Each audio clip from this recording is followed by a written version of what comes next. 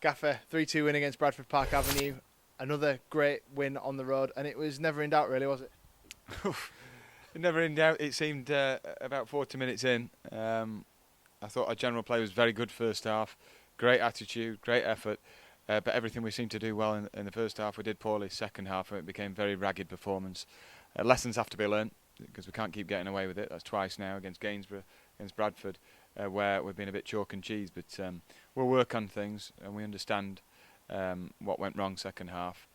But it's great to get the 3 points. It was another Jekyll and Hyde performance, really, but I think focusing on the first half particularly, really impressive. The couple of goals disallowed for offside, a penalty saved. It just goes to show we've really got to take those chances in future games, haven't we? Yeah, yes, definitely. But you'd take being 2-0 up every game, wouldn't you? It's a good cushion to have, and it was an outstanding performance.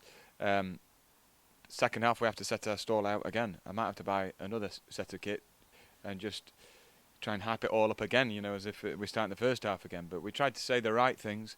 We tried to understand the very nature of games at this level. You have to turn teams. You have to get the back line camped in and then play from there. It's not rocket science, not reinventing the game at all.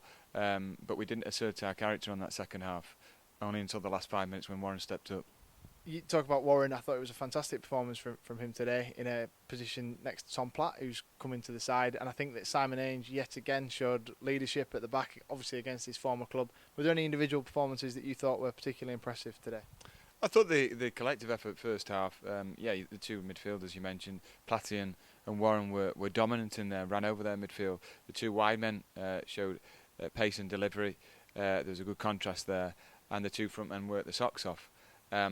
I thought the front six in the second half came up short, miles short from where they were.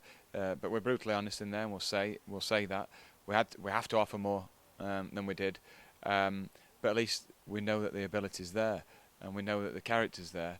We just have to go through things again on Monday, which is a great advantage for us, and repeat the processes that were involved and what worked for us in the first half. So no game midweek. We go into Nuneaton at home, and then obviously the big game on Bank Holiday Monday against Halifax. How are you preparing the lads for those two games in such quick succession? They're both big games. I think Monday we'll show a video to the lads of what really went right in the first half and why, and also the second half, why we dropped deep and why the organisation wasn't as tight, and what opened the door for them.